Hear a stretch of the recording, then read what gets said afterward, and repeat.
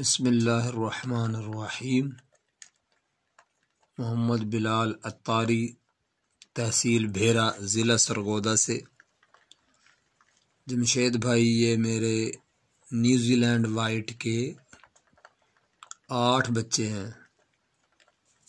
आज 4 जनवरी को ये पूरे 1 माह के हो चुके हैं।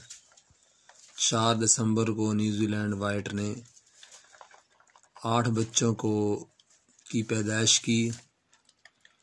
तो अल्हम्दुलिल्लाह आज ये 4 जनवरी को 1 माह के हो चुके हैं। तमाम हेल्दी हैं, सेहतमंद हैं। जिम्मी रैबिट फार्मिंग पाकिस्तान की वाहिद कंपनी है जो 12 साल का एग्रीमेंट करती है अपने कस्टमर के साथ। वो 12 साल तक जो है बच्चे लेने की पाबंद होगी। ये एक बहुत आसान कारोबार है, इतनी मशक्क़त भी नहीं इस काम में, और बहुत ही प्रॉफिटेबल रिज़्क, हलाल रिज़्क है।